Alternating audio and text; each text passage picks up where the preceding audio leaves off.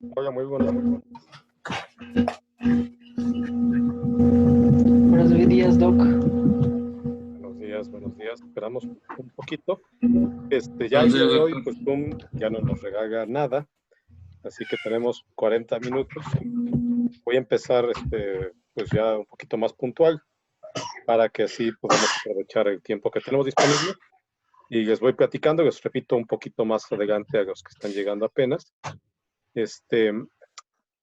Terminando los 40 minutos de la parte de presentación, me voy a conectar al WhatsApp y ahí podemos continuar ya con la parte de dudas y preguntas, ¿sí? Bueno, pues bienvenidos, buenos días. Me voy a pasar a la presentación. Empezamos ya de una vez. Va, que va.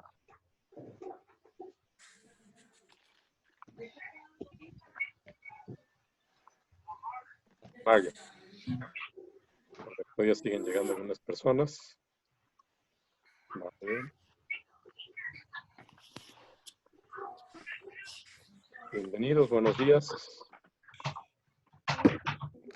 Buenos días, profe. Llegando.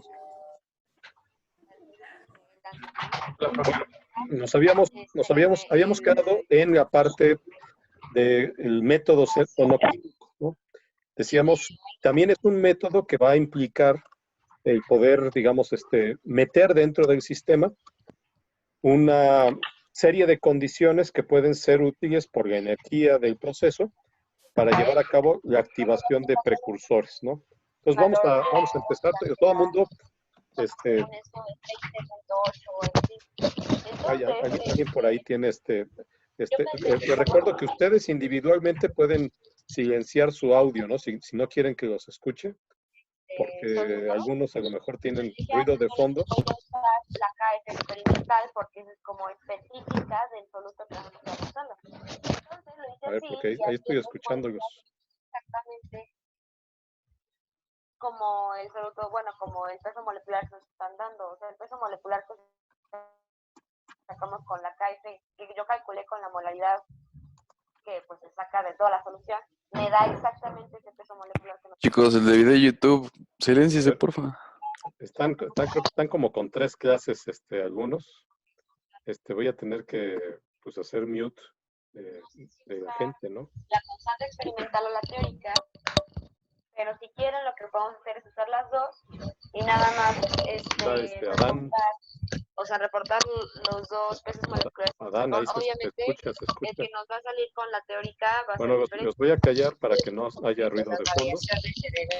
y ya puedo yo hablar, ¿no? Bueno, entonces estábamos con el método sonoquímico y en el método sonoquímico precisamente, pues lo que vamos a hacer es introducir a través de ultrasonido, pues, una fuente energética que puede relativamente fácil llevar a cabo el proceso de descomposición de precursores, ¿no? Bueno, entonces, decíamos que aquí podemos utilizar diferentes tipos de frecuencias. Esto es un poco parecido a lo que habíamos platicado para microondas. Con microondas, ¿se acuerdan que podíamos utilizar una radiofrecuencia que va a provocar una oscilación a distintas velocidades de, pues, el pulso electromagnético en el rango de microondas y que pues, puede estar, digamos, dentro de una región tal que la molécula o moléculas que están presentes en, por ejemplo, las palomitas, decíamos, o en el precursor, la absorben, y al absorberla incrementan su energía interna porque están vibrando, están rotando, y al hacer esto, pues pueden inducir calentamiento y descomposición. Va a ser un poco parecido para el caso, digamos, de la sonoquímica. Vamos a trabajar a una cierta frecuencia, hay rangos de baja frecuencia y alta potencia de entre 20 kHz y 10 MHz, o mediana potencia que puede ir, digamos, a valores más altos, o alta frecuencia hasta el rango de 10 MHz. Pero normalmente lo que usamos en el laboratorio está entre 20 y 1 MHz. Por tanto, normalmente se trabajan en bajas y medianas frecuencias, ¿no? Hay una película que no sé si ustedes han visto y que probablemente se la puedan encontrar en estos días en YouTube o en alguna otra, pues, ¿cómo se llama? Plataforma, que es pues una película ya vieja, me parece que sale el actor de Keanu Reeves, pues Keanu Reeves, perdón, el actor de The Matrix, en donde pues él está en un laboratorio de fisión nuclear y utilizando precisamente pulsos de radiofrecuencia ultrasónica, pues llevan a cabo procesos de fusión controlada. Y pues bueno, todo lo demás de la película es, pues, lo están buscando porque ya saben, las conspiraciones en donde pues la energía es un monopolio, pues no permitirían que hubiera una fuente abundante y barata. Esto es ciencia ficción, pero en el laboratorio sí podemos ocupar pulsos de radiofrecuencia que pueden ser útiles precisamente para pues ver el efecto que pueden tener estos sobre pues un nanomaterial, ¿no? Bueno, sobre el proceso de preparación de un nanomaterial, ¿no? En el laboratorio normalmente lo que ustedes se van a encontrar va a ser un baño de ultrasónico. Estos baños ultrasónicos son de baja frecuencia, de baja potencia, y pueden ser capaces nada más de desincrustar de por ejemplo, un vaso de precipitado sucio o de algún otro material que ustedes quieren limpiar, utilizando precisamente un pulso de radiofrecuencia en la región ultrasónica, que ahorita vamos a explicar, va a generar un proceso mecánico, porque se van a generar microburbujas por un proceso denominado cavitación acústica. Ese proceso llamado cavitación acústica, voy a cambiar a mi pointer, ese proceso llamado cavitación acústica, pues es precisamente utilizado dentro de la técnica sonoquímica para generar un sitio donde la implosión de la burbuja que se genera va a dar lugar a altas presiones y altas temperaturas. Y son altas realmente, o sea, muchas veces las temperaturas y presiones que se alcanzan son tales que pues ni siquiera con los métodos físicos o los métodos químicos que ya hemos comentado, que son capaces de generar incrementos de temperatura relativamente rápidos, pues podemos conseguirlos. Entonces, esta técnica es relativamente bastante buena para descomponer de manera rápida y regular precursores que puedan, digamos, a altas temperaturas descomponerse y de ahí generar, pues, el precursor real que va a dar lugar a los fenómenos de nucleación y crecimiento de partículas, ¿no?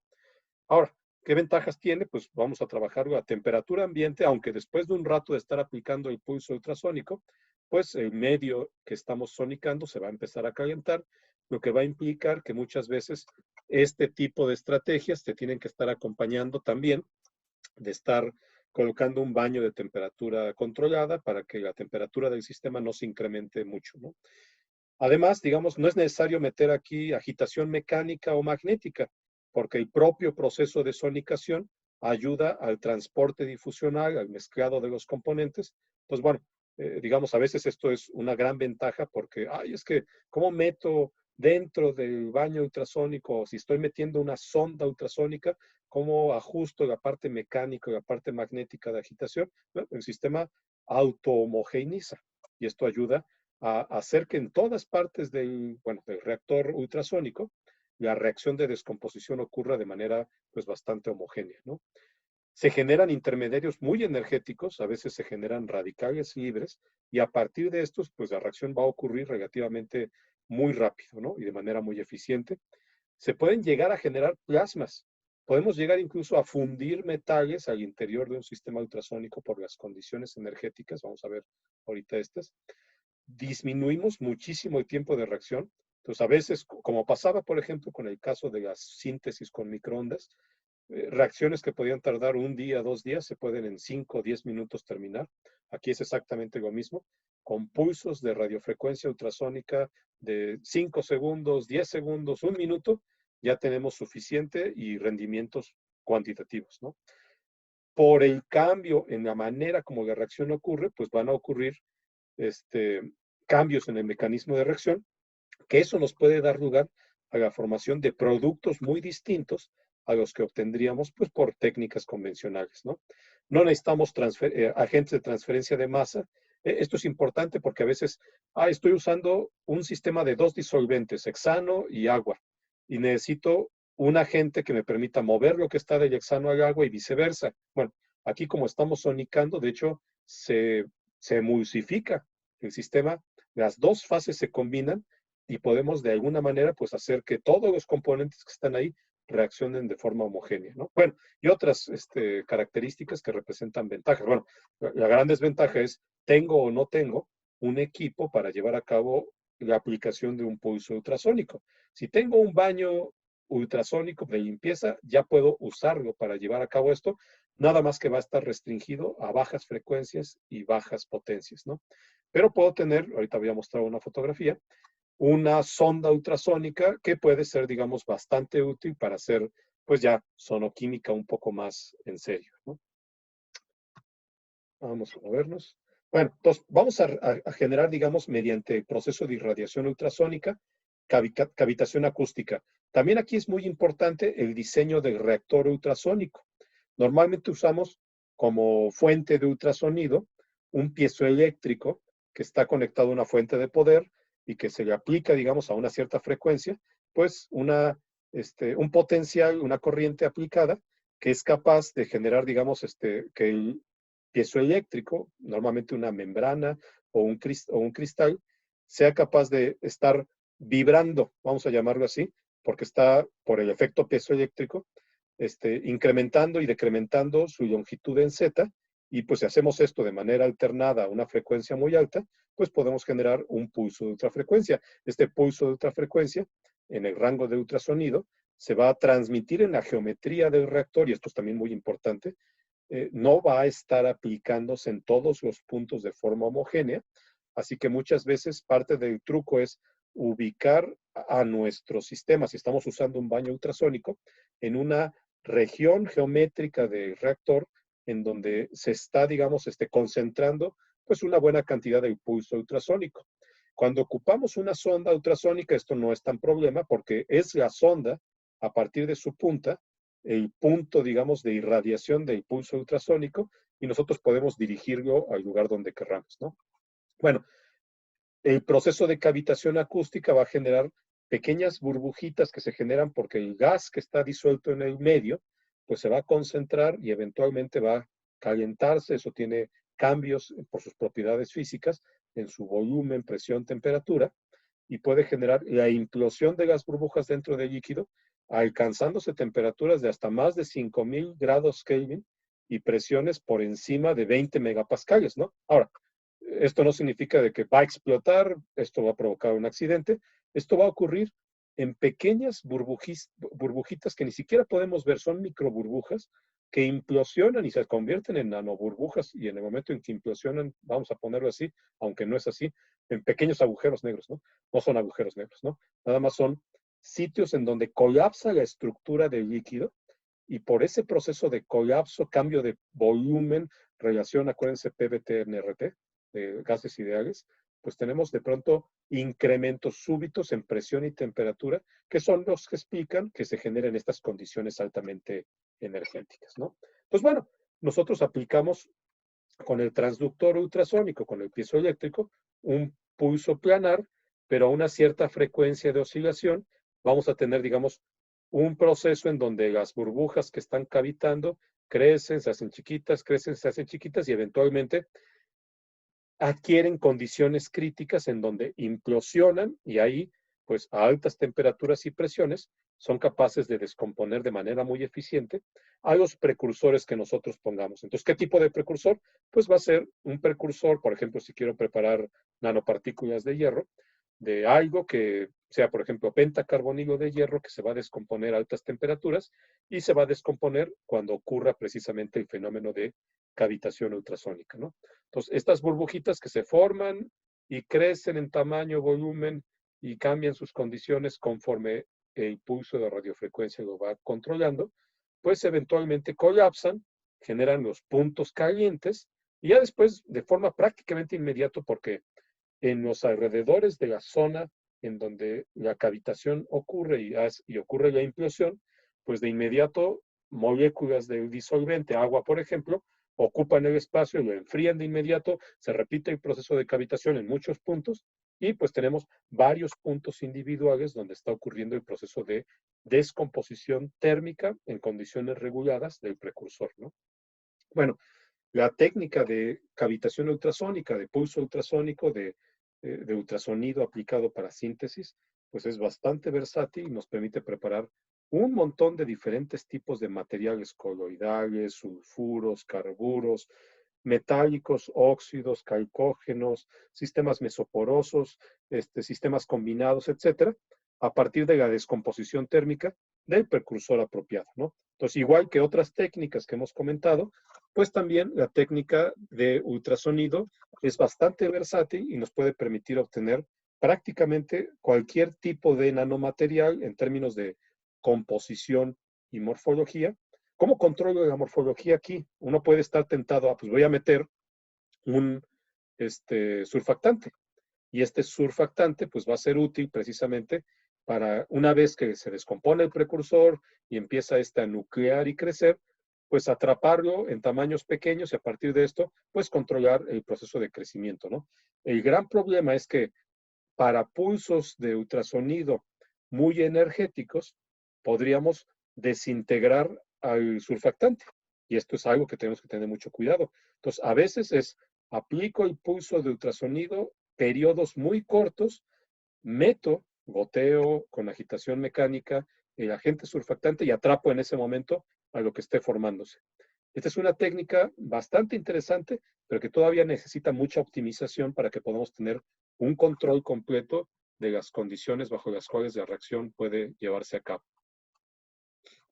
Bueno, este es un, precisamente, reactor ultrasónico típico, ¿no? Entonces aquí tenemos el generador de pulsos, la fuente de poder que nos va a controlar la potencia y la frecuencia a la cual el pulso ultrasónico se va a meter. Entonces aquí está conectado. Todo esto es básicamente el transductor que a una punta de titanio que se quita y pone, hagan de cuenta que es un pequeño tornillo de titanio, lo atornillamos en la punta y el transductor le transfiere pues la vibración ultrasónica y a su vez esta la transfiere al medio.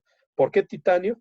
Pues uno, porque es relativamente inerte a pues, prácticamente la mayoría de los medios de reacción que queremos utilizar, pero segundo y muy importante, pues porque aguanta, digamos, esos procesos mecánicos vibracionales sin desintegrarse de forma inmediata. Si eventualmente se va a dañar mecánicamente, y esto es algo que tenemos que tomar en cuenta porque periódicamente hay que reemplazar la punta. Esa punta la venden, digamos, por separado y hay que tener, digamos, pues bastantes en resguardo para que cada vez que pues, veamos la superficie toda picada, la reemplacemos. ¿Por qué es importante hacer esto?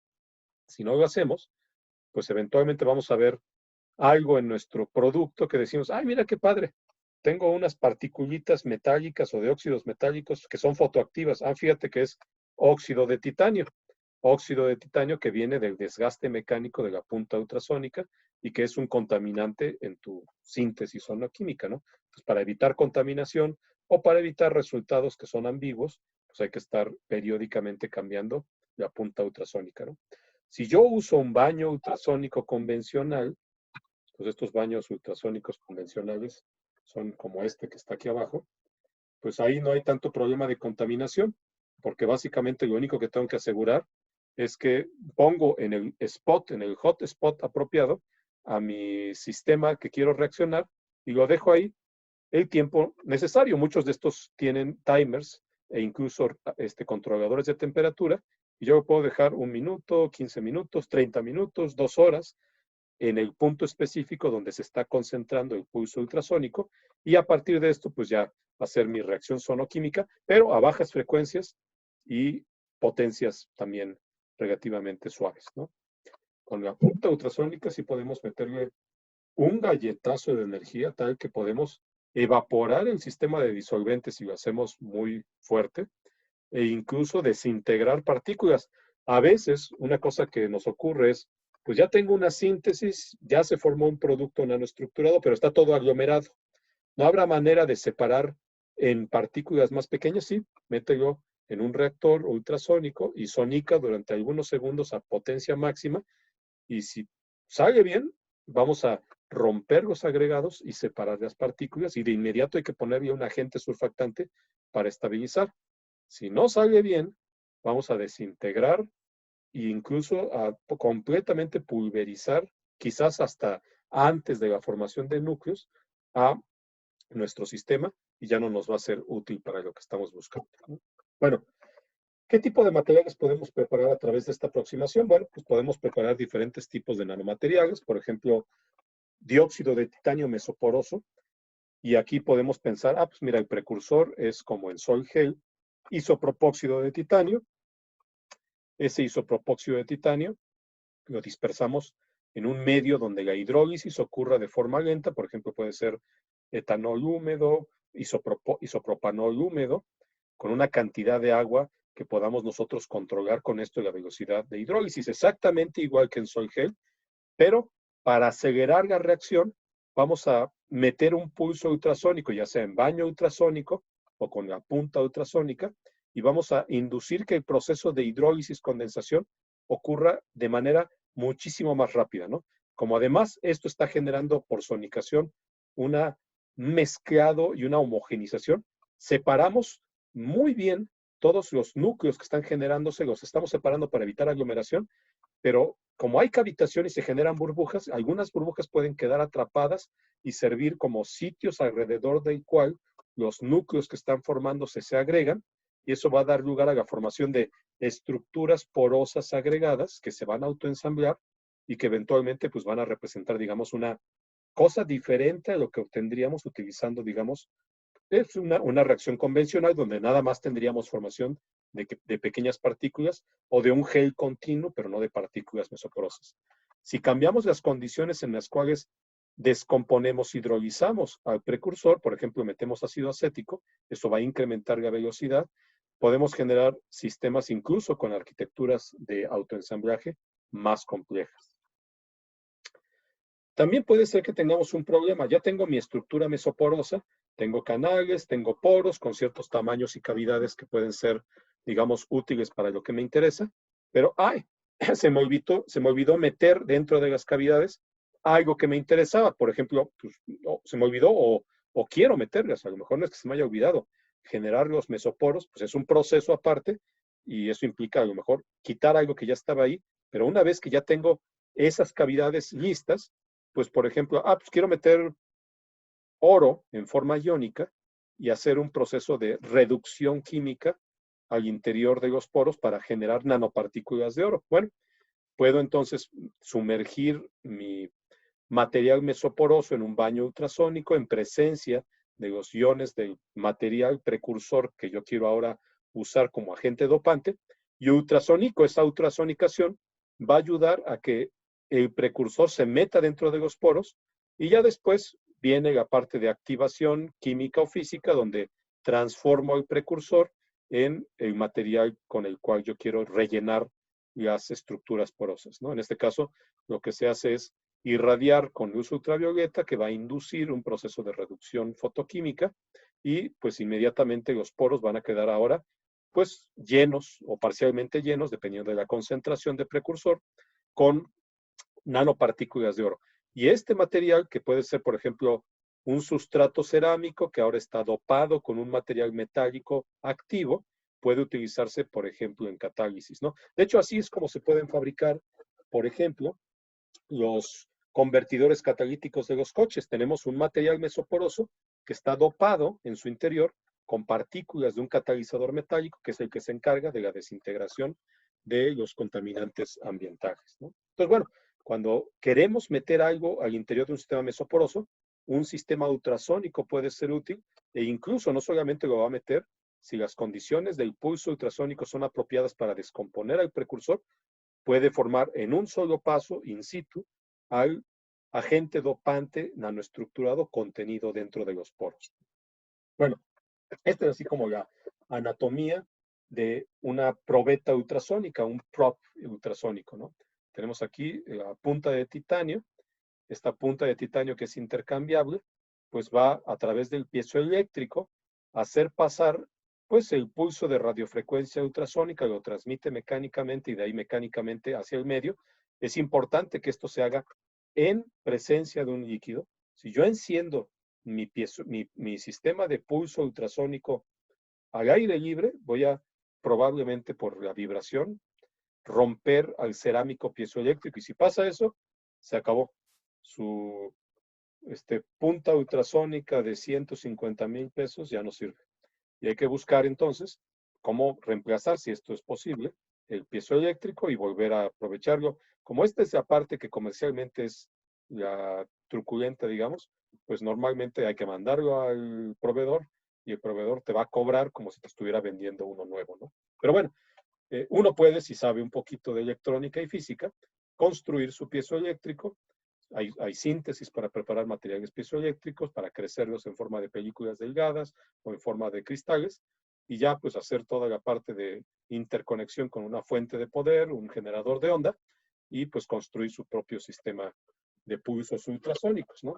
No sé si han visto unos que venden comerciales en Amazon, en Mercado Libre, que son para evaporar agua, para generar así como nubes de agua. Los vaporizadores que podemos encontrar prácticamente en cualquier farmacia para, por ejemplo,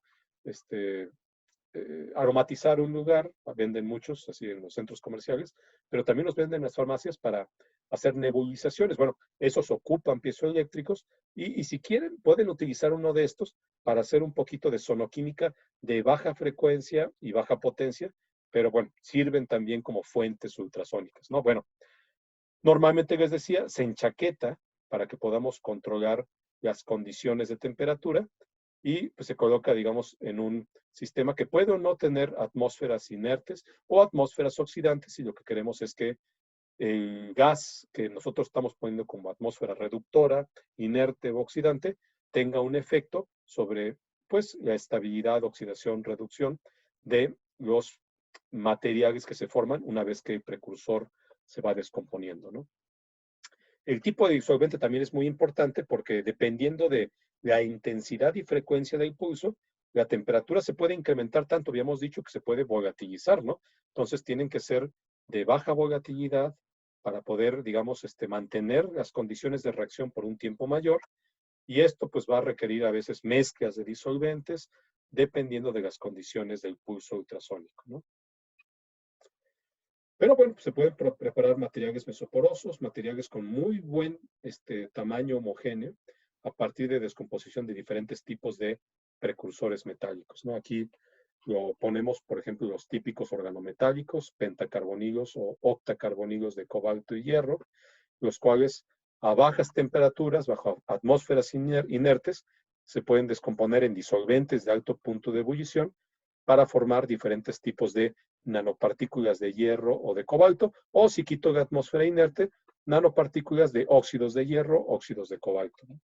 Se han podido producir nanopartículas de plata de tamaño muy pequeño, 5 nanómetros, a partir de la descomposición de nitrato de plata en presencia de microesferas de sílice. Estas microesferas de sílice son sistemas mesoporosos, entonces probablemente absorben al nitrato al interior de sus poros, inducen el proceso de crecimiento controlado del nitrato de plata que se descompone y reduce en esas condiciones, y bajo esas condiciones ya después se pueden separar las nanopartículas pequeñas de plata que se generan. Dióxido de titanio, tanto en fase anatasa como en fase rutilo, y además en condiciones que permiten diferenciar perfectamente que se forme una fase respecto a la otra, han podido también ser preparados a través de esta técnica de irradiación ultrasónica. Nanotubos de dióxido de titanio también se han podido obtener. Obviamente, pues aquí hay que hacer, digamos, otro tipo de aproximación en términos de el sistema de dispersión, una mezcla de disolventes que puedan permitir, pues, generar este tipo de estructuras tubulares. Descomposición ultrasónica de acetilacetonato de hierro 3 en presencia de agentes surfactantes. Otra vez, estos agentes surfactantes, si en las condiciones del pulso ultrasónico no se desintegran, pues pueden ser muy útiles para dirigir el proceso de agregación y autoensamblaje de los productos de la descomposición del precursor. Y aquí en particular, pues puede generar estructuras mesoporosas en forma de varillas, ¿no? Nanorods, ¿no? Y óxidos mixtos, cuando mezclamos precursores, por ejemplo, isopropóxido de titanio en presencia de cloruro férrico, nos genera una fase mixta de un óxido mixto de titanio-hierro, que algunos de estos además son interesantes porque por su composición química y fase cristalina, pues pueden formar materiales piezoeléctricos. Entonces tendríamos a un piezoeléctrico formando nuevos materiales piezoeléctricos, ¿no? Por esta técnica se han preparado calcogenuros metálicos. Ya en 10 minutos esta parte de presentación se va a terminar y de ahí nos pasamos al chat de WhatsApp. Les recuerdo eso. Voy a quitar tantito el mute para todos. Ya les voy a quitar el castigo. Permítanme nada más. Creo que nada más le quité a Rodrigo. Y ahora Rodrigo nomás porque es cuate. Los demás los seguimos ahí callando, ¿verdad? Permítame nada más encuentro cómo le hago aquí. Uy, no. La cosa no me deja hacerlo de forma intuitiva. Creo que ya todos se quitaron el mute, así que ya nos escuchamos un poquito mejor. Bueno, entonces podemos preparar calcogenuros metálicos de diferentes composiciones químicas, binarios, ternarios, utilizando esto en presencia de diferentes tipos de precursores y agentes acomplejantes como tritanogamina, sulfuro de molibdeno, que ahorita está muy de moda porque genera materiales bidimensionales con una estructura electrónica similar a la del grafeno, pero mucho más fácil de preparar, y diferentes otros tipos de nanomateriales que pueden ser preparados a través de pulsos ultrasónicos o tan simple utilizando baños ultrasónicos que contengan una solución del precursor metálico, ¿no? Bueno, hidroxiapatita, un biomaterial muy interesante desde el punto de vista biomédico porque tiene características que le permiten reemplazar de manera muy simple al hueso. Se puede preparar en 60 minutos. La hidroxiapatita comercial que la mayoría de los médicos, por ejemplo, odontólogos utilizan para hacer reemplazos óseos, puede tardar hasta 3 días por método solvotermal para ser preparado, pero con el método sonoquímico en 60 minutos tenemos un material que además tiene características morfológicas muy apropiadas porque es mesoporoso. El hueso es mesoporoso, la síntesis química por método solvotermal u otro de hidroxiapatita nos genera una hidroxiapatita cerámica que es muy frágil y no porosa. Entonces, este método sonoquímico nos permite generar un material que es más biocompatible y más apropiado para ciertos usos, ¿no? Bueno, y estructuras con morfologías distintas, pues se pueden preparar y hacen a la técnica sonoquímica, pues potencialmente bastante versátil, ¿no? Y en este sentido, igual que la técnica utilizando microondas, hoy en día hay muchos grupos de investigación que la están explorando, pues porque puede ser, digamos, una técnica que nos dé nuevas estructuras, tiempos de reacción más cortos y pues algunos materiales que son de difícil preparación por otro tipo de métodos, ¿no? En los siguientes 7 minutos, pues vamos a hablar un poquito de las técnicas físicas, ¿no? Por ejemplo, vamos a empezar con la síntesis en fase gaseosa. Esto ya no es químico desde el punto de vista de una síntesis en solución. Esta es una síntesis que va a requerir condiciones un poco más complejas en donde evaporamos al precursor y al interior de un reactor de fase gaseosa. Ahí necesitamos un sistema de vacío, un sistema de válvulas que nos permitan mover de forma controlada concentraciones precisas del precursor gaseoso, del que vamos a descomponer, del que ya se descompuso, sistemas de depósitos. Son sistemas mucho más complicados, pero son síntesis física. Pues podemos usar distintos tipos de condiciones. Por ejemplo, podemos condensar a los precursores en gas inerte, podemos descomponerlos utilizando láseres, entonces muchos de estos van a tener ventanas de circonia o de algún otro material transparente a través de las cuales yo puedo pues lanzar un pulso láser al interior de la cámara al vacío, descomponer al gas y una vez que lo descompongo pues ya el gas del proceso de descomposición del precursor va a empezar a ensamblarse en las condiciones inertes de la cámara que están a bajas concentraciones y por mecanismo de Lemer nuclean, se concentran, se agregan y crecen, ¿no? Podemos hacer generación por descarga de arco, ponemos 2 electrodos, hacemos pasar una diferencia de potencial muy alto en un medio gaseoso y hay un arco que se genera como cuando están soldando y ese arco puede descomponer en alta energía al precursor que se encuentra en fase gaseosa y de ahí formar al producto que nos interesa. Ion sputtering, que es así una evaporación iónica, que nos permite también tener otro método de activación del precursor en fase gaseosa, ¿no? Aquí podríamos hablar de varias subcategorías de fase gaseosa, por ejemplo, la síntesis de fase vapor, spray pyrólisis, láser pyrólisis, síntesis fotoquímica, síntesis térmica plásmica, síntesis a la flama, pirólisis de spray en flama y síntesis reactiva a baja temperatura, ¿no? todas ellas hacen lo mismo, ¿no? A través de un método de activación de alta energía, láser, un plasma, un sistema fotoquímico, puede ser incluso pues alguna otra fuente, digamos, de irradiación de microondas, por ejemplo, en fase gaseosa, descomponemos y de ahí ya una vez que tenemos al precursor descompuesto y en fase gas, por ejemplo, podemos meter un precursor sólido y lo evaporamos. Podemos meter un precursor líquido y lo evaporamos en esas condiciones. Pues lo que sigue es controlar las condiciones en las cuales el producto de descomposición se condensa, nuclea y crece. Por ejemplo, un reactor tubular como los que trabaja la doctora Jessica Campos en su laboratorio, pues nos permite meter en un flujo de masa en fase gaseosa al interior de un reactor tubular que va a tener regiones de temperatura controlada. Yo puedo poner una temperatura que sea, por ejemplo, 700 grados centígrados, que es un choque térmico respecto a temperatura ambiente exterior, y lo que va entrando en una corriente con una cierta direccionalidad, cuando alcanza la región de alta temperatura, se descompone y una vez descompuesto, pues sigue viajando con el gas acarreador, que puede ser un gas inerte, puede ser un gas reductor, puede ser un gas oxidante, dependiendo de qué es lo que queremos hacer. Empieza a nuclear, empieza a coagular, crecer, condensarse y en algún punto, ya sea afuera del reactor, podemos recuperarlo o lo que se hace muchas veces al interior del reactor tubular, se ponen superficies en donde, como están a menor temperatura o porque tienen una cierta afinidad por el producto que está generándose, se deposita el material nanoestructurado que está formándose en fase gaseosa y ahí ya después, cuando todo está a temperatura ambiente, se recupera, ¿no? Por ejemplo, en esta reacción inyectamos tetracloruro de titanio gaseoso, que es muy corrosivo, es difícil utilizarlo en otras condiciones. Lo metemos en fase gaseosa, es volátil, en atmósfera oxidante, y en estas condiciones podemos formar nanopartículas de dióxido de titanio, que si yo controlo la temperatura del reactor, pueden salir en la fase cristalina que me interese, anatasa, rutilio o bursita, ¿no?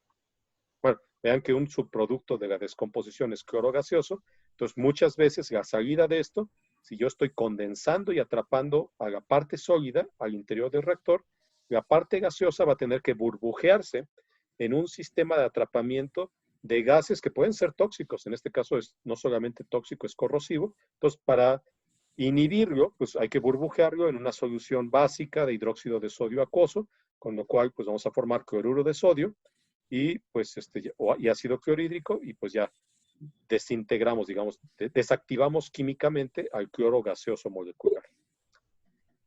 En el método, bueno, antes de eso, este tipo de reacción puede ser ocupada como se ocupa en el laboratorio de la doctora Jessica para preparar nanotubos de carbono, grafeno y otros materiales.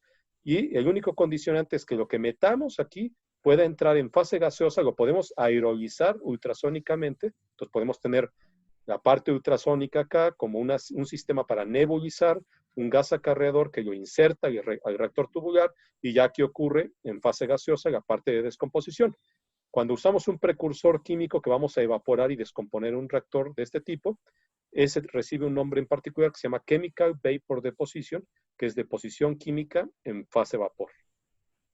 En el método de descarga de arco, dentro del reactor, tubular, no tubular, pero dentro de un sistema cerrado, ponemos dos electrodos que se encuentran relativamente muy cercanos entre sí. Esto es importante porque si no vamos a tener que poner una diferencia de potencial todavía mucho más alta. Aplicamos la diferencia de potencial en una atmósfera inerte y se va a generar pues una descarga de arco. Entonces ahí pasa la chispita, ¿no? Y mientras esté ocurriendo, ahí hay un proceso muy energético que va a descomponer precursores, por ejemplo, gaseosos. Uno puede evaporar grafito, los dos electrodos de grafito, pasan a fase vapor, carbono gaseoso, y en esas condiciones se autoensambla el gas de carbono y genera nanotubos de carbono, fullerenos, grafeno, distintas nanoestructuras.